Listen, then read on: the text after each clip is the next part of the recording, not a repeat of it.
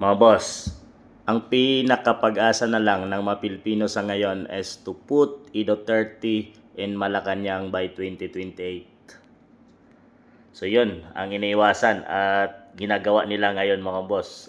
Kinakatakutan nila talaga ng mga kalaban na maibalik ang mga Duterte sa 2028. Alam nyo bakit mga boss? Dahil sa nakikita nilang Duterte talaga ay mayroong straight na pananaw, mayroong kamay na bakal at hindi masusuhulan ng kung sino man. Mga oligarch dyan mga boss ay kaya labanan ng mga Duterte. NPA, katiwalian, corruption.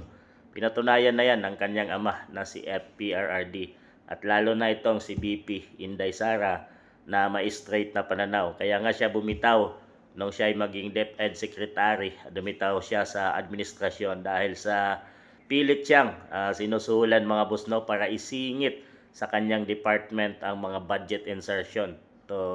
Kaya siya umalis at hindi niya matanggap mga boss, hindi niya masikmura. Nalagyan yun ng katiwalian ng kanyang departamento. So ganun ka-straight si BP Inday Sara. Lalo na ito sa mga NPA, galit na galit ito. At sa mga katiwalian corruption ay talagang lalabanan ito ni BP Inday Sara. So, ang pinakapag-asa na lang ng taong bayan ay makabalik ang mga Duterte sa Malacanang mga boss. Dahil sa laganap na corruption ngayon under PBBM administration. Grabe. Billions mga boss. Corruption ng flood control, budget insertion. At talagang kung saan na lang ay napupunta ay mayroong katiwalian.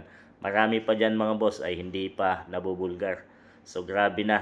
Alam nyo, taong bayan ang nagdudusa dito mga boss. At ang kapalit nito ay kahirapan, gutom para sa mamamayang Pilipino. Na sana ang lahat ng yan na ginawa nilang ibinulsa nila ay para sa proyekto or pagkain ng mga Pilipino. So talagang kinakatakutan nila na maibalik si BP Inday. Kaya naman ngayon ay samot-saring kaso na ang isinasampa nila. At kung masakali impeachment trial pa ang gagawin nila, wag lang makabalik si BP Inday or makatakbo sa 2028 election. Talagang pag-asa na lang talaga natin mga boss ay masugpo itong corruption pag nagkaroon ng bagong administrasyon. Dahil nakikita natin na si PBBM ay hindi niya kayang sugpuin ang corruption na nangyari ngayon mga boss ay patuloy pa rin na nandyan nakikita natin.